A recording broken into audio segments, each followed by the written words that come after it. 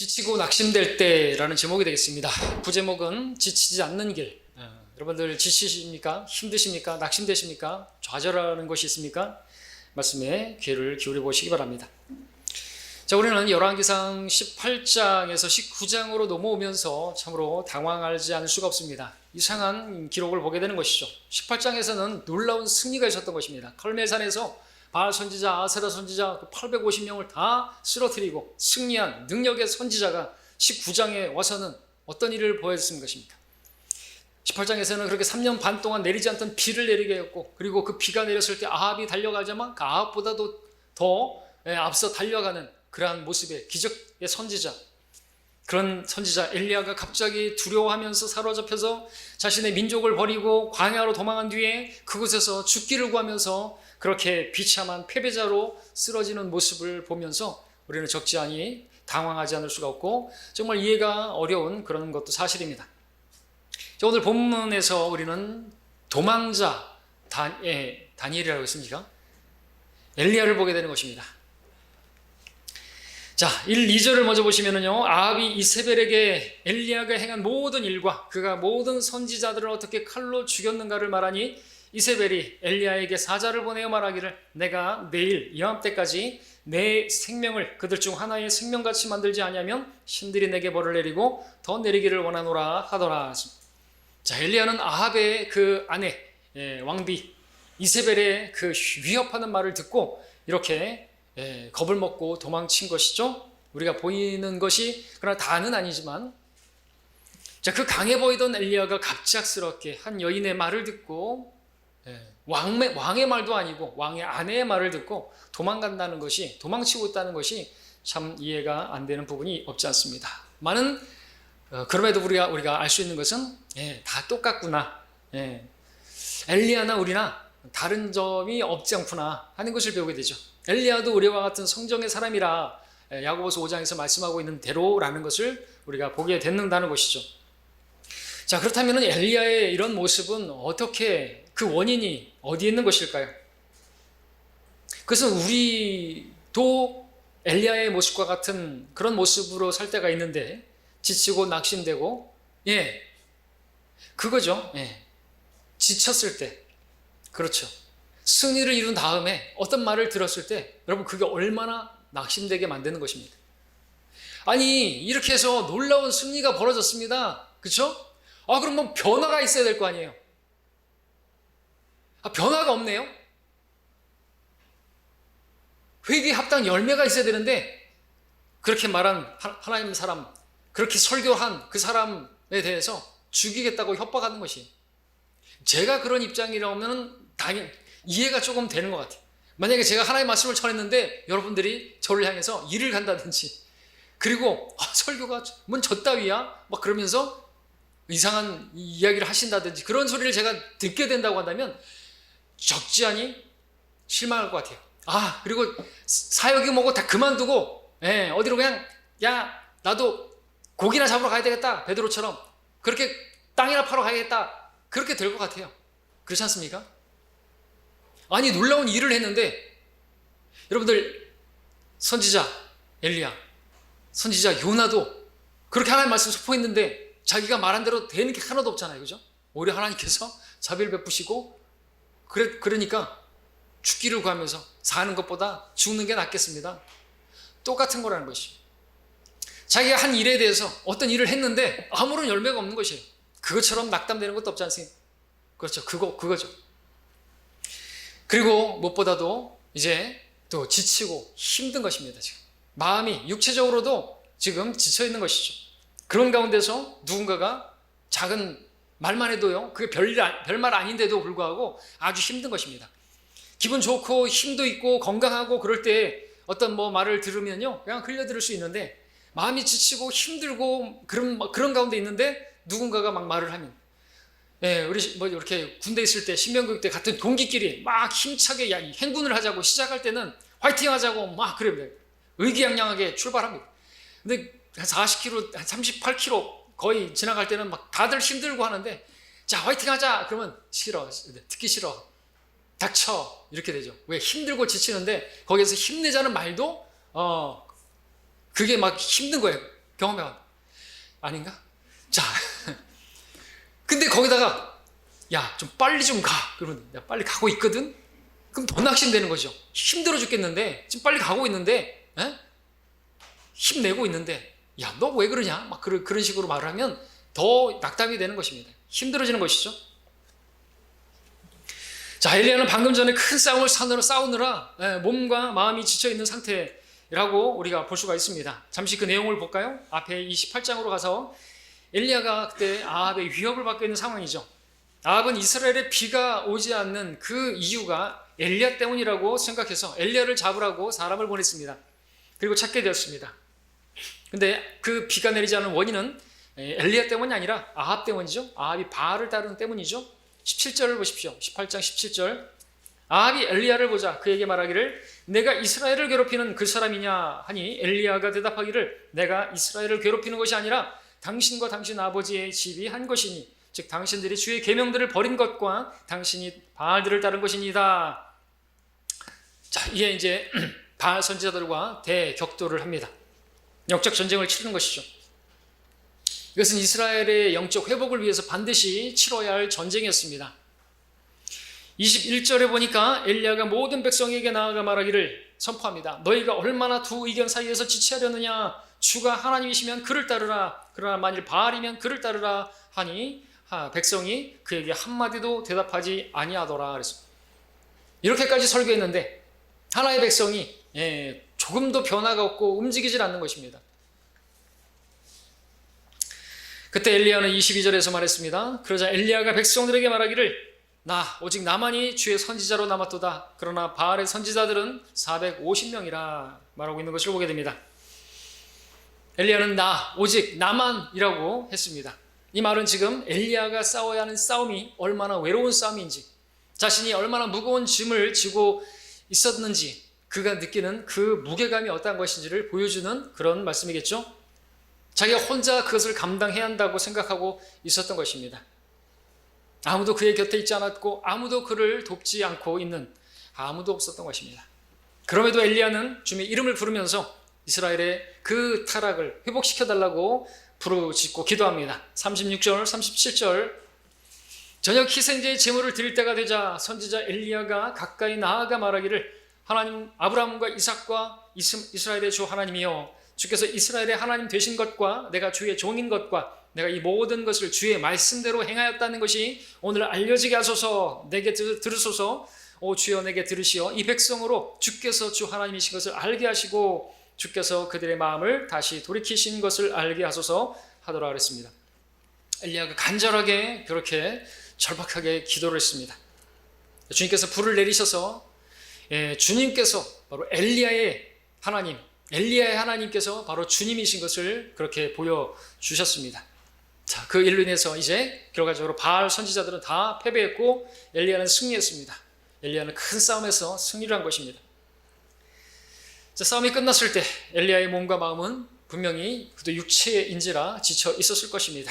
그런데 곧바로 한숨 돌릴 사이도 없이 이세벨로부터 위협의 말을 듣게 되었을 때 엘리야의 마음이 한순간 무너지고 말았던 것이죠. 엘리야의 마음이, 엘리야의 모습이 여러분 이제 조금 이해가 되십니까?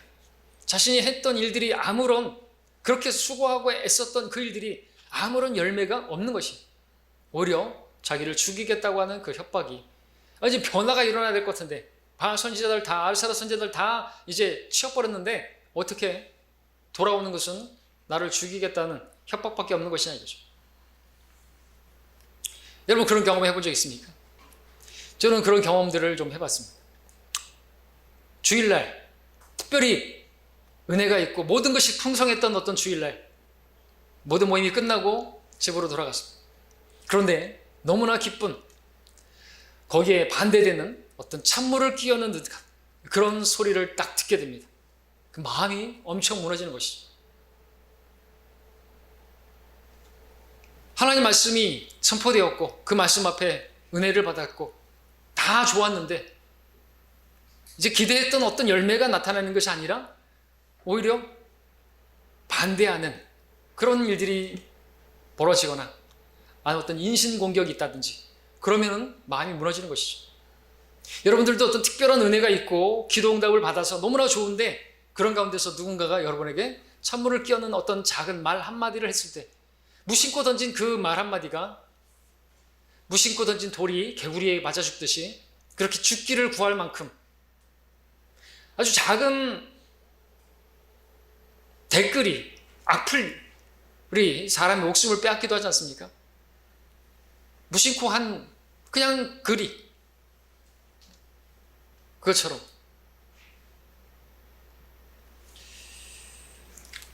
그러면 그것이 아주 작은 것임에도 불구하고 마음이 아주 쉽게 무너지고 좌절하게 되는 것입니다. 그것도 마음이 지치고 힘든 상황이라면 더 하겠죠? 그럴 때 우리에게 필요한 것이 무엇일까요?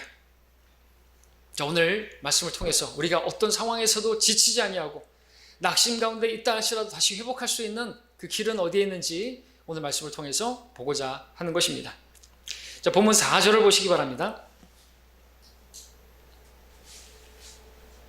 그러나 자신은 광야로 하룻길을 갔으니 그가 향나무 아래로 가서 앉아 죽기를 구하며 말하기를 이것으로 족하오니 오 주여 이제 내 생명을 취하소서 내가 내 조상들보다 낫지 못하나이다 하더라. 자, 우리 이 말을 통해서 엘리야의 그 심경을 우리가 좀 엿볼 수가 있을 것입니다. 내가 내 조상들보다 낫지 못하다 그랬습니다. 자신에 대해서 어떤 자책하는 마음이 드는 것이죠. 내가 지게 뭔데? 아무런 열매도 맺지 못하고 있는 자신도 보게 되는 것이죠. 아, 하나님께서 나를 쓰시지 않는 것 같다. 그럴 때 밀려드는 그 좌절감, 낙심감. 사역을 했는데 아무런 열매가 없네요. 아, 1 더하기 1은 2가 되어야 되는데 변화가 없네요. 아니, 시간이 지나면 좀 성장을 해야 되는데 성장하는 모습이 안 보이네요. 기쁨이 아니라 슬픔이 임하게 되겠죠. 아, 그때로 본다면 선생들이 마땅히 되어야 되는데 여전히 기초를 놔야 되네요.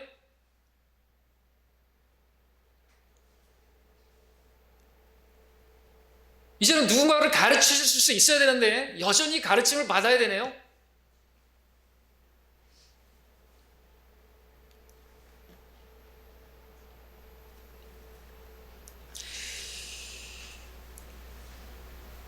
자신이 선지자임에도 불구하고 아무런 열매를 맺지 못하는 마음이 무너지지 않겠습니까? 자신에 대해서 부끄럽다 생각이 들겠죠. 마음이 괴로운 것입니다. 내가 내 조상들보다 낫지 못하나이다. 나 같은 자가 무슨 하나님의 사람이고 선지자고 그냥 죽여주십시오. 그냥 생명을 내게 걷어가 주십시오. 그런 기도를 하게 되죠. 저도 그런 기도한 적이 여러 번 있었습니다. 저 말고 다른 사람 쓰시죠, 주님. 저 데려가 주십시오, 주님. 이와 같은 기도를 모세도 했던 적이 있었고요. 요나도 했었던 적이 있었고요. 예, 하나님의 사람들이 이런 마음들을 가진 적이 있었습니다. 여러분들도 가진 적이 있었겠죠. 여러분들도 하나님의 일을 한다고 했는데 복음을 전한다고 했는데 계속해서 전하는데 변화가 없네요. 지치게 되겠죠. 그리고 오히려 박해가 오게 되면요 어떻게 되죠? 아유, 그냥 주님 저 데려가 주십시오. 당장 데려가 주십시오. 자, 아무리 영적으로 뛰어나고 훌륭하고 많은 일했던 사람이라 할지라도 정작 이런 상황이 되게 되면요 그런 생각이 들고 그런 마음이 드는 것은 어쩔 수 없는 것 같습니다. 자, 그런데 그럴 때 우리가 어떻게 해야 됩니까? 회복을 해야 되죠. 5절을 보겠습니다. 그리고 그가 향나무 아래에서 누워 잠들었는데 보라, 한 천사가 그를 만지며 그에게 말하기를 일어나 먹으라 하는지라. 엘리야가 향나무 아래에서 앉아 이제 졸다가 잠들었겠죠. 잠을 들었어요. 피곤하니까. 네. 근데 한 천사가 그를 만졌습니다. 이 천사는 주의 천사요, 바로 주님께서 나타나셔서 그를 만지시고 그를 일으켜 세우시면서 준비한 빵과 물을 먹이시는 것을 보게 됩니다. 여러분, 이 말씀에서 우리가 볼 것은 주님께서 그를 만지셨다라는 것입니다. 그리고 일으켜 세우시는 그 모습, 단순하게 기록하고 있는데 어떤 모습으로 그를 만지셨을까요? 여러분 같으면 어떨까요? 자기 자신에 대해서 자책하면서 막 죽겠다 그러고 또 한 여인이 두려워서 도망친 그 모습, 이런 모습 가운데 있는 그 하나님의 사람 봤을 때 하나님께서 여러분들이 하나님이라면 어떻게 하실까요? 냉큼 일어나지 못할까 하면서, 그죠? 그래야 될 것 같은데 만지셨대요. 어루만지셨겠죠? 머리를 쓰다듬어 쓰셨을까요? 모르겠습니다. 아무튼 일어나 먹을 수 있도록 그렇게 만지셨겠죠. 다독이셨겠죠? 불쌍히 여기시는 마음, 사랑의 마음으로 그를 위로하시는 것을 보게 되는 것이죠. 우리 주님은 이런 분이시죠. 일어나 먹으라. 지금 주님께서는 엘리야에게 필요한 것이 무엇인지를 말씀하신 것입니다. 엘리야에게는 쉼이 필요한 것입니다. 음식이 필요한 것이죠. 공급이 필요한 것입니다. 엘리야는 향나무 아래에서 쉬고 주님께서 주시는 양식을 공급받게 되었습니다. 그래서 우리는 여기서 우리가 지치고 낙심될 때, 좌절감이 들 때 우리에게 필요한 것이 무엇인가를 발견하게 되는데, 그것은 바로 쉬는 것입니다. 여러분 지금 지치셨습니까? 힘드십니까? 그럼 쉬십시오. 근데 그 쉬는 게 어디서 쉬는 것입니까? 그냥 아무것도 하지 않고 적극적으로 아무것도 하지 않고 지금도 아무것도 안 하고 있지만 더 아무것도 안 하는 게 쉬는 겁니까? 예배도 쉬고 아무것도 안 하고 그게 쉬는 게 아니죠. 우린 주님 안에서 쉬는 것입니다. 수고하고 무거운 짐진 자들아 다 내게로 오라. 그럼 내가 너에게 쉼을 주리라. 주님께 가야 되는 것이죠. 주님 안에 거하는 것이죠. 주님 안에 거하는 것은 곧 말씀 안에 거하는 것입니다. 주의 말씀이 내 안에, 그러면 내가 주님 안에 거하는 것이죠. 에베소서 2장 5, 6절에 이런 말씀이 있습니다. 죄들 가운데 죽었던 우리를 그리스도와 함께 살리셨으니 너희가 은혜로 구원을 받은 것이라. 또 함께 일으키사 그리스도 예수 안에서 천상에 함께 앉히셨으니 라고 말씀하고 있습니다. 우리의 영적인 위치가 바로 그리스도 안에서 함께 앉아있다고, 우리의 영이 함께 앉아있다고 말씀하고 있는 것이죠. 우리의 신분이고 우리의 영적인 위치고 우리가 계속해서 거해야 할 신분인 것입니다. 여러분 주님 안에서 여러분 안식하셔야 되는 것입니다. 주님께서 하시는 것입니다. 기본이죠. 내가 아니요 그리스도께서 하실 수 있도록 여러분들은 앉아 있는 것입니다. 쉬는 것이에요.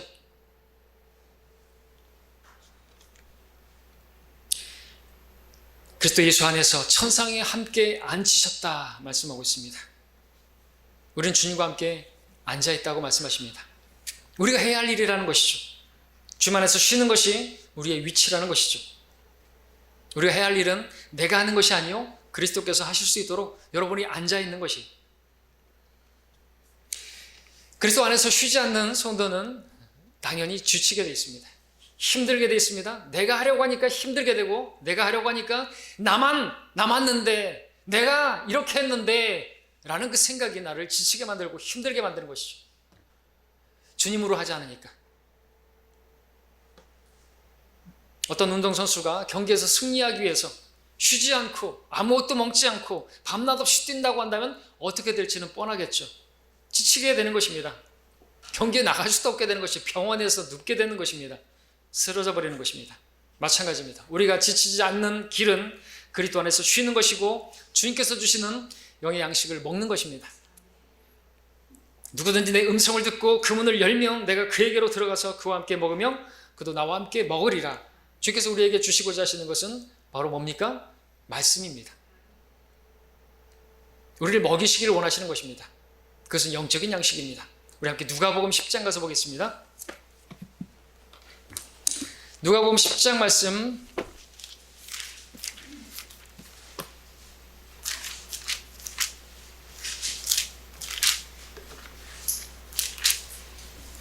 39절, 34절, 40절, 39절 읽겠습니다. 잘 하시는 말씀이죠. 잘 아는데 자꾸 잊어버리죠. 그러면서 불평만 하죠. 수고하면서 지치고 낙심하죠. 39절 40절입니다. 그녀에게는 마리아라고 하는 동생이 있었는데 그녀도 예수의 발 앞에 앉아서 주의 말씀을 듣고 있더라. 그러나 마르다는 접대하는 일이 많아서 경황이 없더라. 그러므로 그녀가 와서 주께 말씀드리기를 주여 내 동생이 접대하는 일에 나 혼자만 남겨놓은 것을 개의치 아니하시나이까 그녀에게 말씀하셔서 나를 도와주라고 하소서라고 말을 하는 것을 보게 됩니다. 마리아는 예수님 발 앞에서 말씀을 듣고 있는데 마르다는 경황이 없습니다. 분주합니다. 마음에는 불평이 가득합니다. 이것은 지금 그 수고로 인해서 지치고 낙심되고 짜증이 나 있는 모습이죠. 그때 주님께서는 41절 42절에서 말씀하셨습니다. 예수께서 대답하여 그녀에게 말씀하시기를 마르다야 마르다야 내가 많은 일로 염려하며 수고하고 있으나 필요한 것은 한 가지뿐이니라. 마리아는 이 좋은 편을 택하였으니 그녀에게서 그것을 빼앗지 못하리라고 하시더라. 마르다에게 말씀하셨습니다. 내가 많은 일로 수고하고 있고 염려하고 있다. 이거죠. 필요한 것은 한 가지라고 말씀하고 있는 것입니다. 여러분들도 지금 그런 마음이 있습니까? 그 수고로 인해서 주님을 섬기는 것이 때문에 혹시 여러분들이 피곤하시고 또 지치고 또 그 일을 하다가 낙심하고 계십니까? 우리가 해야 될 일이 뭡니까? 주님 앞에 가서 앉는 것입니다. 주님 앞에 가서 주님께서 주시는 양식을 먹는 것입니다. 근데 우리는 많은 경우 그럴 때일수록 마르다처럼 이것도 해야 되고 저것도 해야 하고 내가 막 발을 동동 구르면서 그 일을 해야만 하는 것이 내가 해야 하는 일인 것처럼 생각할 때가 있습니다. 그것을 내가 스스로 해결해야 된다고 생각할 수도 있을 것입니다. 그러니까 주님께서 말씀하시는 것이죠. 그럴 때일수록 우리에게 필요한 것은 한 가지라고. 마리아처럼 주님 앞에 앉아서 말씀을 듣는 것입니다. 엘리야와 같이 주님께서 공급하시는 양식을 먹는 것입니다. 우리에게 할 일이 너무나 많고 그런다 할지라도 우리에게 필요한 것은 우리가 그리스도 안에서 쉬는 것이고 그리스도의 말씀으로 우리를 채우는 것임을 우리가 알아야 하는 것입니다. 그러면 주님께서 우리에게 힘을 주시는 것이 힘드십니까? 지치셨습니까? 독수리의 날개와 같은 힘을 얻기 원하십니까? 그러면 주님을 찾아야 하는 것이죠. 주님을 앙망해야 하는 것이죠.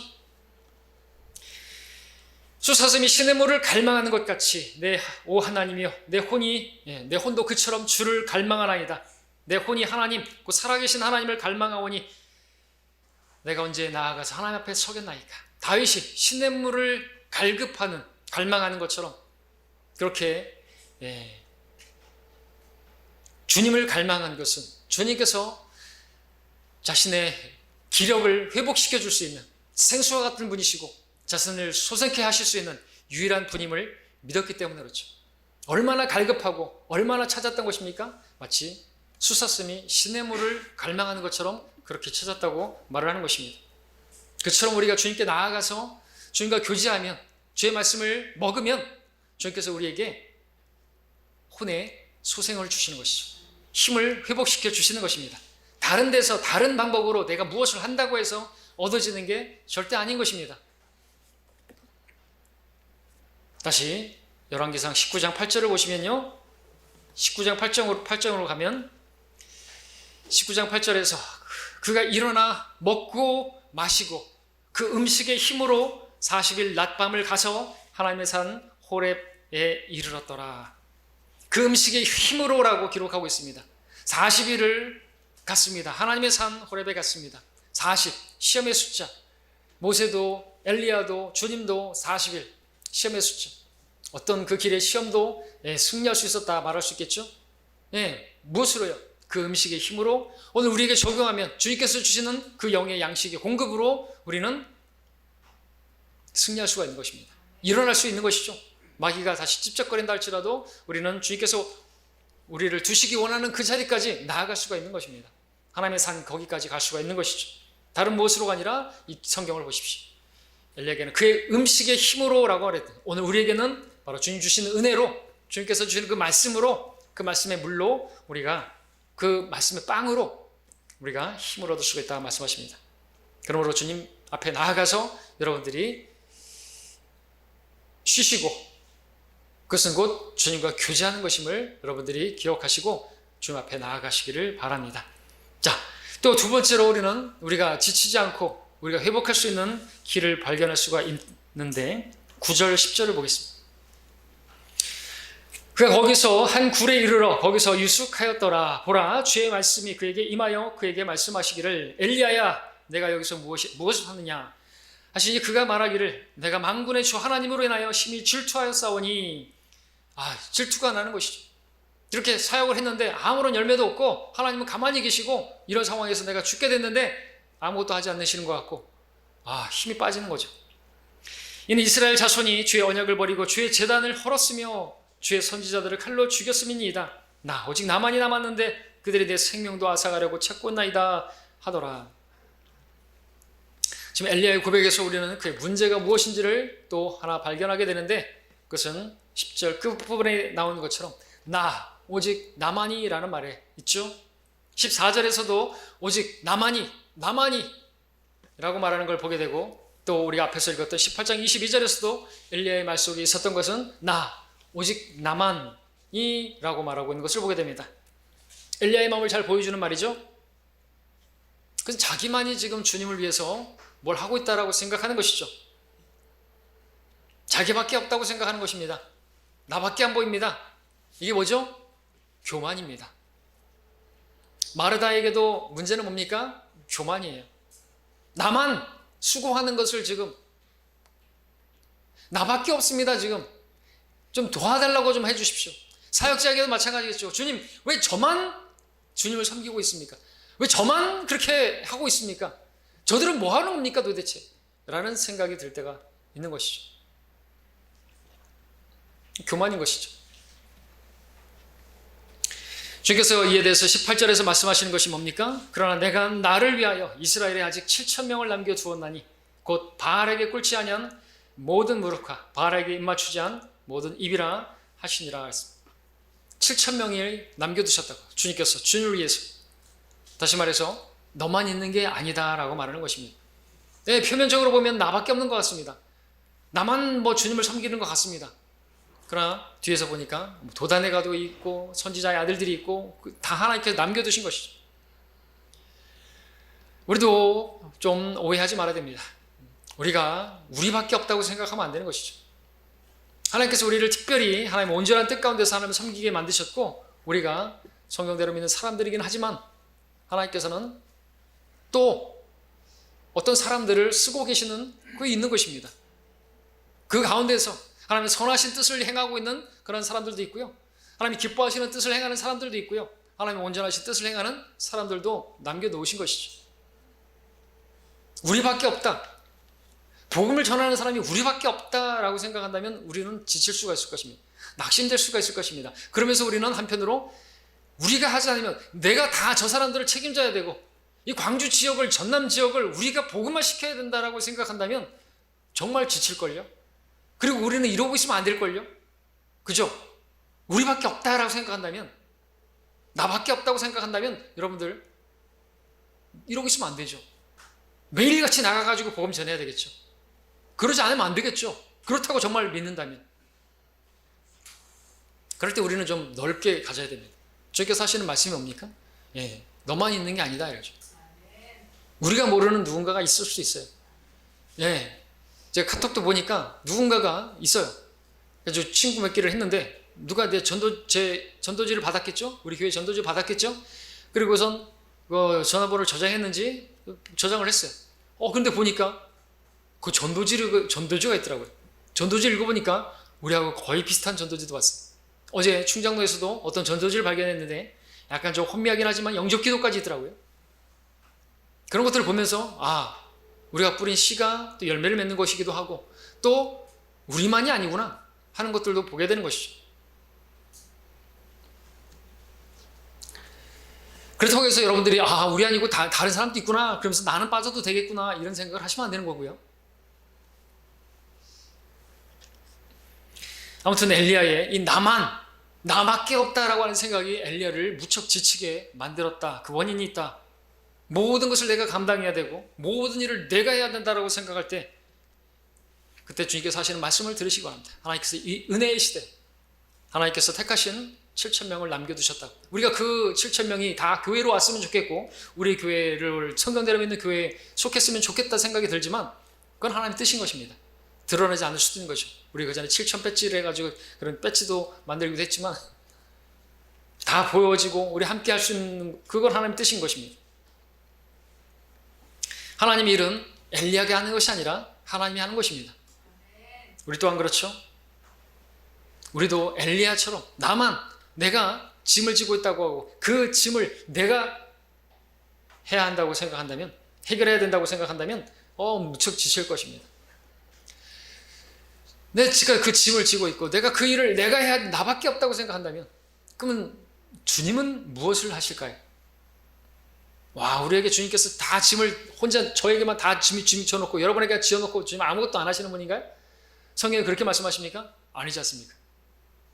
오히려 너는 쉬고 내려놓고 내가 하겠다 말씀하시잖아요. 내가 아니요 그리스도께서. 그렇다고 여러분들이 아무것도 안 해도 된다는 말은 아닌 것이에요. 주님께 맡기고, 그죠? 그 염려나 그런 것들 다 맡기고 우리는 우리가 해야 할 일만 하면 되는 거죠. 선을 행하다가 낙심하지 말지니 때가 되면 거두리라 했습니다. 하나님께서 주십니다. 하나님께서 주시는 거예요. 근데 우리가 그 선을 행하는 그 일은 우리에게 필요한 거예요. 행해야죠. 근데 그 행하는 것도 내가 행하는 게 아니라 주님이 내 안에서 행하시는 것이죠. 너희 안에서 역사하시는, 행하게 하시는 분은 바로 주님이시라고 말씀하고 있었습니다. 그렇기 때문에 우리가 면류관을 받을 때도 그 면류관을 다 주님께 던지죠. 왜? 이거 주님이 하셨으니까. 근데 그러니까 그게 주님께 영광 돌리는 것인데 내가 했다고 생각하면요 이 땅에서도 힘들게 되고요 지치게 되고요 그리고 심판석에서도요 아마 그 면류관을 받아도 던지지 않을걸요. 던질 것도 없을 것이고요. 왜? 그런 사람은 자기가 했으니까 육신으로 한 것이기 때문에 나무나 지피나 그루터기로 나타날 것이고 상이 주어지지 않습니다. 면류관이 주어지지 않습니다. 네, 죽은 육신으로. 아니 엘리야가 지금 자기가 했어요? 18장에서 했던 그 칼멜산의 그 놀라운 일은 하늘에서 불이 내려오고 그런 거는 자기가 했나요? 다 주님이 한 거 아닙니까? 근데 왜 자기가 한 것처럼 나만이 나밖에 없고 내가 다 했는데 왜 주님은 가만히 계시고 내가 좀 죽게 생겼는데 왜 침묵하고 계시고 이러니 지치죠. 그러니까 저라도 지치겠죠. 여러분이라도 지치시겠죠. 주의 말씀을 들어야 하는 것입니다. 주의 말씀을 들어야 하는 거죠. 그래서 주님께서 말씀하시죠. 미세한 음성으로 말씀하시죠. 그것을 보기 전에 우리가 또 봐야 될 게 무엇입니까? 자, 엘리야의 오직 나만이라는 생각, 내가 감당해야 할 것이 너무나 많고 여러분들 가정에서도 여러분들 아내들 내가 이 가정을 내가 어떻게 이렇게 꾸려나가야 되고 남편들은 내가 이 가정을 내가 지킬 것이라고 생각한다고 하는 것도 여러분 내려놓으셔야 되는 거죠. 주께서 집을 지키지 않으시면, 그죠? 집을 짓는 자들의 수고가 헛된 것입니다. 내가 아무리 전기 코드를 빼고 아무리 물을 잠그고 그렇게 불을 끄고 그런다고 해서 가정이 세워지는 게 아니에요. 내가 열심히 돈을 벌고 그런다고 해가지고 가정이 세워지는 것도 아닌 것이죠. 주님께서 하시는 것입니다. 나라 지켜지는 것도 마찬가지죠. 주께서 성읍을 지키지 아니하시면 파수꾼에 깨어있음이 헛된 것입니다. 저 군인들이 지키는 게 아니에요. 여러분들이 지키는 것도 아니에요. 성경대로 믿는 사람이 있으니까 이 나라를 지켜주신다. 맞습니다. 그러나 하나님께서 지켜주시는 것이죠. 우리가 막 힘을 주면서 우리가 있으니까 이 나라는 절대로 전쟁이 일어나지 않을 것이다. 맞습니다. 그런데 우리 때문이 아니라 주님께서 지켜주시는 것이죠. 그리고 우리가 주님의 일을 행할 때 지켜주시는 것이죠. 이스라엘 보십시오. 이스라엘이 주님 말씀에서 불순종하고 그랬을 때 전쟁 나게 하셨잖아요. 쫓겨나게 하셨잖아요. 우리도 그렇게 될 수 있어요. 정신을 차려야 되는 것이죠. 내가 해야 할 일을 하지 않으면 하나님께서 나를 지켜주실 필요가 없는 거예요.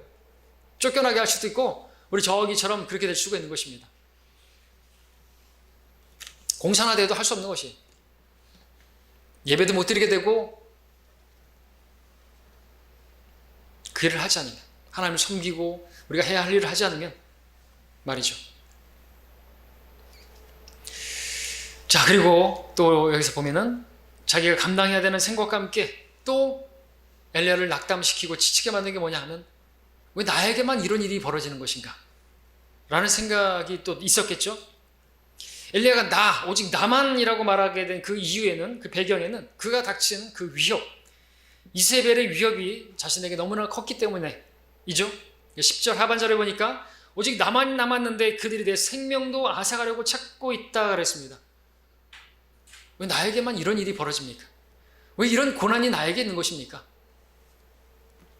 자, 그때 하나님께서 어떻게 하셨는가? 11절에 보니까 주께서 말씀하시기를 산 위로 가서 주 앞에 서라 하시니 보라, 주께서 지나가시는데 크고 강한 바람이 산들을 가르고 주 앞에서 바위들을 산산조각내었으나 주께서 그 바람 속에 계시지 아니하였으며 바람 후에 지진이 있었으나 주께서 그 지진 속에도 계시지 아니하더라. 그리고 12절 상반절에 보니까 또 지진 후에 불이 있었으나 라고 말씀하고 있습니다. 자, 주님께서 엘리야에게 무엇을 지금 보여주고 계시는 건가요? 크고 강하신 하나님을 보여주고 있는 것이다. 11절에서 주께서 지나가시는데 크고 강한 바람이 산들을 갈랐다고 했습니다. 산이라고 하는 것은 도저히 움직여질 수 없는 그런 것이죠. 산같이 거대해서 도저히 움직여지지 않는 불가능한 어떤 일들. 근데 하나님께서 그 산을 가르셨습니다. 바위들도 나왔습니다. 바위, 아주 강하고 단단한 것, 깨지지 않을 것 같은 그런 것들을 조차도 주님께서 산산조각 내셨습니다. 또 지진으로 땅을 흔들고 흔들리지 않을 것 같은 땅이, 지진 뒤에 불이, 그래서 주님께서 온 땅에 그 모든 것들을 다 관장하고 계시고 자신의 뜻대로 주장하고 계신다는 그런 권능의 하나님인 것을 보여주고 계시는 것이죠. 이세벨의 위협에 마음이 지치고 낙담해 있는 엘리야에게 주님께서 어떠한 분이신지를 보여주고 계시는 것이죠. 나는 크고 강한 하나님이라 산들을 가르고 바위들을 산산조각 내고 땅을 흔들고 그리고 불을로 심판하는 하나님이 바로 엘리야의 하나님이시다. 그런 하나님 앞에 이세벨은 아무것도 아니다라는 것을 보여주시는 것이죠. 스룹바벨이 성전을 건축할 때 방해를 받았습니다. 막히게 되었죠. 그때 스카를 통해서 말씀하신 게 뭡니까? 그러자 그가 내게 대답하여 일러 말하기를 이것이 스룹바벨에게 하신 주의 말씀이라. 말씀하시기를 힘으로도 아니요 능력으로도 아니며 오직 나의 영에 의해서니라. 만군의 주 하나님 말하노라 하셨노라. 오 큰 산아, 내가 누구냐? 너는 스룹바벨 앞에서 평지가 되리라 말하고 있습니다. 산 같은 방해가 온 것이죠. 네, 그 산, 주 앞에서는 아무것도 아니라는 것입니다. 예, 우리가 만나게 되는 산 같은 일, 바위처럼 도저히 깨어지지 않을 것 같은 그 사람의 완악한 마음, 움직여지지 않을 것 같은 그런 일들이 우리 앞에 가로막힐 수가 있습니다. 그런 문제들을 대할 때 너무나 크게 보여서 그런 어려움이 내게 닥칠 때 왜 나에게만 이런 일이 닥치는가 생각할 때도 있죠. 그래서 낙심하게 되고 좌절하게도 되는 것입니다. 그럴 때 여러분들 우리가 바라봐야 할 분은 누구십니까? 우리 안에서 미세하게 말씀하시는 주의 말씀을 들어야 하는 것입니다. 그런 것들을 보지 마시고 엘리야야, 내가 무엇을 하느냐? 왜 너 혼자 하려고 하느냐? 내 안에 거하라. 나와 교제하자. 내가 공급하는 양식을 먹으라. 말씀하시는 것입니다. 우리가 그럴 때 바라봐야 할 분은 바로 예수님이신 것이죠. 우리가 지치고 낙심될 때 우리가 바라봐야 할 분은 바로 우리 믿음의 창시자여 완성자이신 그리스도 예수라고 말씀하십니다. 주는 나를 돕는 분이시니 사람이 내게 무엇을 하든지 내가 두려워하지 아니하리라. 주께서 여러분과 함께 가시킨다. 눈에 보이는 그 누가 아무리 대단해 보이고 그래 봐야 주님 앞에는 아무것도 아닌 것입니다. 자, 그러므로 여러분들 지치고 힘들고 좌절될 때 여러분 승리하는 비결이 무엇입니까? 주님 안에 거하는 것입니다. 주님 안에서 쉬는 것입니다. 주님께서 주시는 양식을 먹는 것입니다. 말씀을 공급받는 것입니다. 말씀의 물로, 말씀의 빵으로 그렇게 공급을 받는 것입니다. 그러면은 주님을 보게 될 것입니다. 주님이 누구신지를 보게 될 것이고 주님께서 얼마나 위대하신 분이신지 얼마나 강하신 분이신지를 보게 될 것이고 그 말씀을 신뢰하게 될 것이고 그건 그 주님을 신뢰하는 것이게 되고 그러면요 담대해지겠죠. 그러면 그 자체가 회복된 것이란 말이죠. 회복은 다른 데 있지 않습니다. 주님 만나는 것에 말씀으로 주님 만나는 것에 있습니다. 그리고 주님께 맡기는 것에 있죠. 그리고 주님께서 하라고 하신 일을 순종하면 우리는 그 일만 하면 되는 것입니다.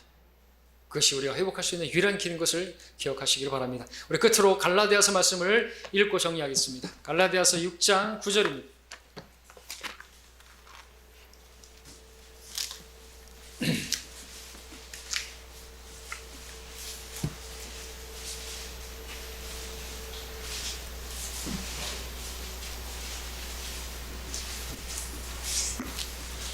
함께 읽겠습니다.